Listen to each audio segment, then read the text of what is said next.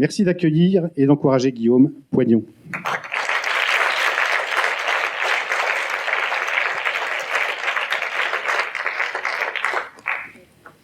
Bonjour à tous. Je vais simplement commencer par définir, même si c'est périlleux, définir le beau. Plutôt montrer qu'on ne peut pas le définir facilement d'ailleurs.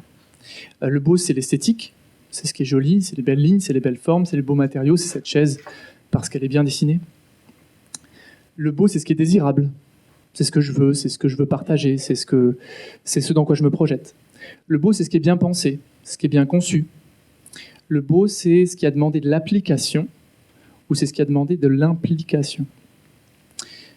Et le beau, c'est l'ambition. Toutes ces définitions, elles nous montrent qu'on peut sortir de cette notion de beau esthétique. Et c'est ce que j'aimerais vous partager maintenant à travers une anecdote que j'ai vécue en fondant l'atelier Emmaüs, entreprise sociale basée à Lyon. J'ai dit atelier Emmaüs. Emmaüs a commencé en 1949 avec l'abbé Pierre, mais très vite avec Auguste et Philibert. Auguste et Philibert sont deux compagnons d'Emmaüs de la première heure qui ont inventé l'activité d'Emmaüs telle qu'on la connaît aujourd'hui. Qu'est-ce qui s'est passé en 1949 ou un tout petit peu après ? L'abbé Pierre, pour subvenir aux besoins de la toute première communauté d'Emmaüs, qui était grand, l'abbé Pierre faisait la manche.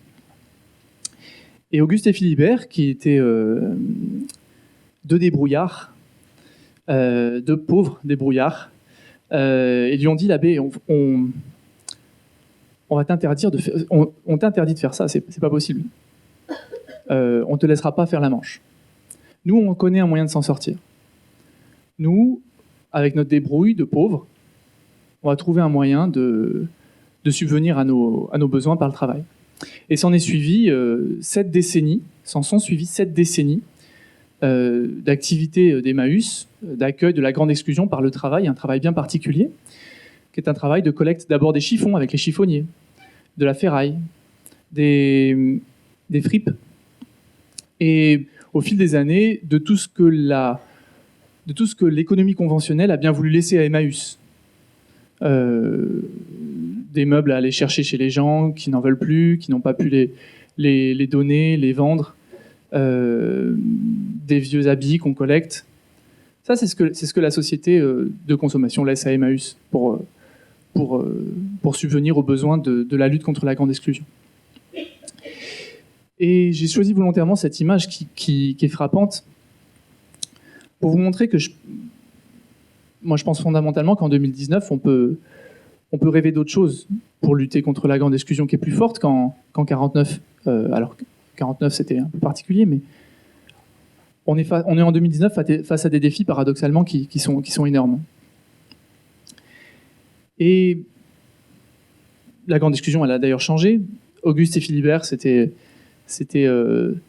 deux messieurs, moustachus, probablement comme sur la photo, assez âgés. Aujourd'hui, la grande exclusion, ce sont des migrants, des personnes qui viennent de plein de pays, beaucoup de femmes seules, beaucoup de mineurs. Et je pense fondamentalement que ces personnes, on se doit de leur permettre de se saisir d'un champ d'activité esthétique, désirable, bien pensé, qui demande de l'application, qui demande de l'implication, et qui soit ambitieux. Voilà pourquoi j'ai fondé l'atelier Emmaüs en 2017. L'atelier Emmaüs est une menuiserie d'agencement et une maison d'édition.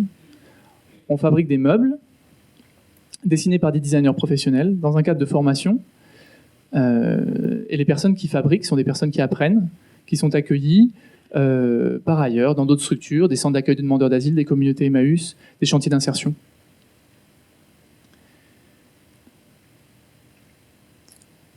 Et l'anecdote que je vais vous raconter, c'est l'histoire du design dans l'atelier Emmaüs.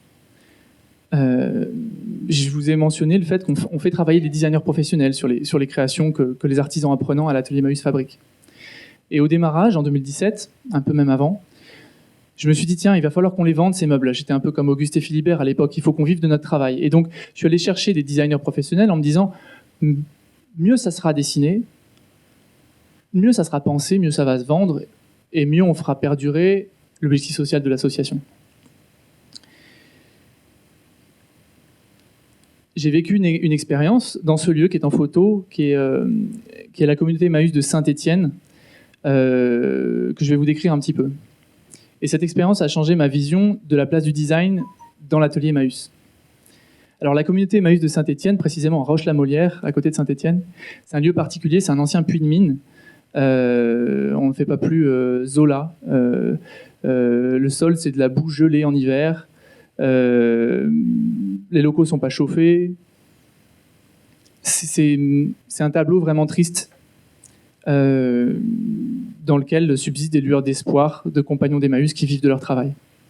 Et au milieu de ces compagnons Emmaüs, il y a Kurica. Kurica, il est roumain, et son travail à Emmaüs, c'est de casser les meubles dont personne ne veut, même Emmaüs, de les casser avec une hache, véridique, pour les mettre dans une benne à déchets.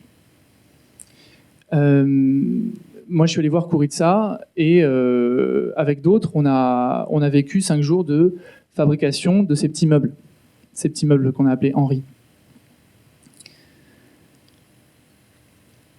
Ce qui s'est passé à ce moment-là, c'est que j'ai fait connaissance de cette personne, Kurica, et je me suis vraiment heurté, avec douleur, à une barrière assez forte, qui était la barrière du langage. Kurica, il parlait très mal français, et pendant 5 jours, il ne m'a pas parlé. Pendant 5 jours, on a appris ensemble, enfin, je lui ai appris et je lui ai transmis les savoir-faire qu'il fallait pour fabriquer ce caisson-là, et en fait, il me répondait par des mouvements de tête. C'était frustrant pour moi, et on avançait comme ça. Au bout du 5e jour, quand on a eu fini nos caisses, il leur manquait les pieds. On a pris la première caisse, on lui a mis ses pieds, et Kurica, qui n'avait pas décroché un mot de 5 jours, il a fixé les 4 pieds, il a retourné la caisse sur la table, il s'est reculé, il a regardé le meuble, il a dit « c'est joli ». Et tout d'un coup, Kurica avait fait une phrase.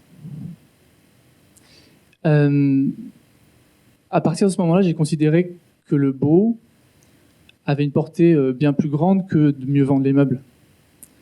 Le beau, ça permet la connexion. J'y reviens un petit peu s'il me reste du temps.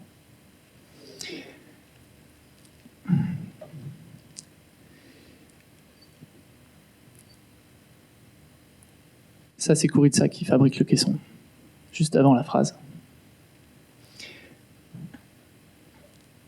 Le logo de l'atelier Emmaüs, c'est un pont. On joue avec ce pied de meuble qui fait le double M d'Emmaüs. C'est un pont.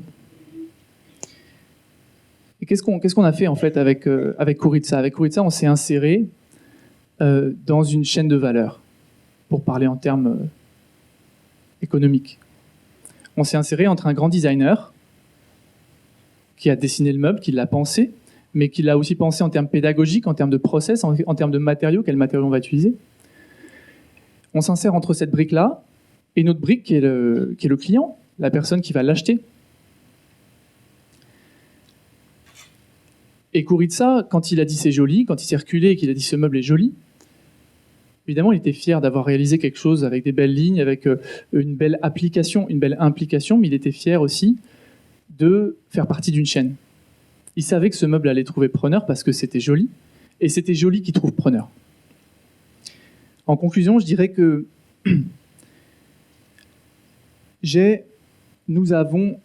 vous avez tous une connexion fondamentale avec chaque autre être humain, dans laquelle, par ailleurs, résident beaucoup de solutions à nos enjeux actuels environnementaux et sociaux. Vous avez une connexion fondamentale avec chaque autre être humain, et faire l'expérience de la beauté permet d'y goûter de temps en temps.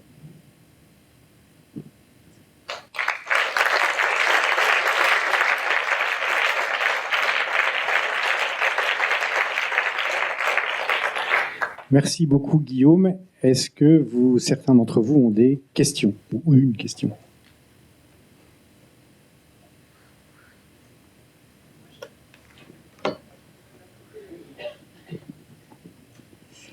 Alors, Guillaume, j'ai beaucoup aimé l'image. Tu disais en fait au départ le design, le beau. Tu l'as choisi pour servir le portefeuille, hein, c'est ça, pour vendre bien et cher si possible. Et puis tu t'es rendu compte après que le beau servait la fragilité finalement, servait le. Donc est-ce que c'est l'effet miroir que tu notes parmi les compagnons quand ils travaillent comme ça sur des objets et qu'ils voient le fruit de leur travail et qu'ils voient que c'est beau? C'est un effet miroir qui joue sur eux. Comment ça joue sur eux? Il y a deux niveaux de lecture à ça. J'espère que vous avez aussi perçu ça dans mon intervention. L'effet miroir, tel un miroir au premier degré, c'est le côté esthétique. C'est-à-dire, fabriquer de ses mains un bel objet permet de se découvrir beau. Quand on regarde quelque chose qu'on a fabriqué et que c'est beau, on se dit, voilà, c'est moi qui l'ai fait. Et donc, je suis beau. Mais en fait, il s'agit de dignité. Si on revient à cette connexion, le fait que cette fabrication, elle vient de quelque part, elle a une intention de design, et elle va quelque part, elle va servir un utilisateur, ça participe à une dignité, et à une dignité extrêmement ambitieuse, à une dignité qui est belle par son ambition, parce qu'on parle de Kouritsa, qui toute l'année casse des meubles avec une hache, les meubles dont personne ne veut. Donc il y a ces deux niveaux de lecture, probablement il y en a beaucoup plus. J'en vois deux déjà.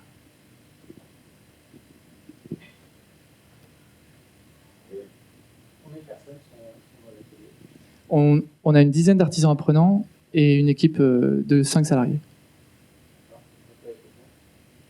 Avec les fonds, on essaie déjà de payer tout le monde, c'est pas facile. Non, l'atelier Mahu, on invente un nouveau modèle d'insertion par la formation. C'est assez complexe, déjà parce qu'on l'invente, donc on n'a pas de référence et on dérange pas, mais on interroge. Le meuble Henri que vous avez vu en photo, il va avoir plusieurs cousins. Ouais, on a Lucie, Georges qui arrivent, et on a eu la chance d'avoir des collaborations avec des très grands designers français qui sont reconnus au niveau mondial. Vous les verrez arriver bientôt. Suivez-nous sur Facebook. On a un site de vente en ligne et bientôt dans des boutiques spécialisées dans le design, justement, pour faire le pont.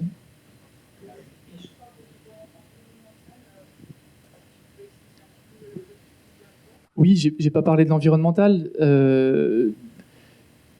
Ça me permet une conclusion en forme de boucle avec ce que j'ai commencé à dire sur Emmaüs et ce que Emmaüs a subi. Pour moi, Emmaüs a subi pendant 70 ans le développement de la société de consommation et le développement de l'économie de marché. Qu'est-ce qui s'est passé? C'est que quand les chiffons étaient une miette de l'économie, Emmaüs collectait les chiffons, puis les chiffons, finalement, pour des histoires de normes, sont devenus un marché. Parce que maintenant, il n'y a plus de chiffonniers, parce que finalement, ça coûte très cher de collecter les chiffons, et puis il y a des entreprises qui le font. Donc qu'est-ce qu'il y a eu? Il y a eu la ferraille, mais la ferraille, c'est devenu un marché aussi. Donc il y a eu les fripes, mais les fripes, c'est devenu un marché. Il y a plein de privés sur les fripes. Donc il reste les gros meubles. Voilà. Donc Emmaüs subit les gros meubles, et puis Emmaüs, c'est une espèce d'usine à hernie discale. Enfin, c'est dramatique. Et donc la question c'était? Pardon. Donc, ce qu'on note quand même, c'est qu'à chaque fois, Emmaüs a fait avec ce qu'il avait, quoi. Et aujourd'hui, ce qu'on a, c'est les gros meubles. Mais comment on peut éviter de les subir parce que ça pèse, un gros meuble. Ça pèse pas tant sur le dos, mais ça pèse aussi, ça prend des mètres carrés, ça prend la poussière. Donc en fait, l'idée de l'atelier Emmaüs dès le départ, c'était de dire on va faire une gamme de meubles, une gamme d'objets qui fasse le pont entre le design, l'artisanat et la grande exclusion, et qui soient tous fabriqués à partir de pièces, de planches, de vieux meubles. On a dévié de ça parce qu'en fait, il n'y a pas que les vieux meubles dans les choses qu'on jette et qui restent là, qui sont des poids pour tout le monde. Il y a aussi les rebuts industriels, il y a aussi les matières premières déclassées. Donc on s'est diversifié dans cet impact écologique, mais on a conservé ça notamment pour notre gamme de meubles en série. Et ces objets-là sont fabriqués à 100% à partir de matières qui, sans notre intervention, auraient été jetées.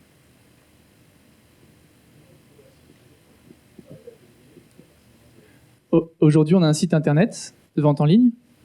Vous nous trouvez facilement sur Google. Et puis, notre plus grosse activité, c'est surtout les meubles sur mesure. Je vois dans cette pièce, il n'y a rien qu'on aurait pu faire, mais on fait des estrades, des bibliothèques sur mesure. Et ça, c'est plutôt un travail avec chaque client. Voilà. On est prescrit par des architectes.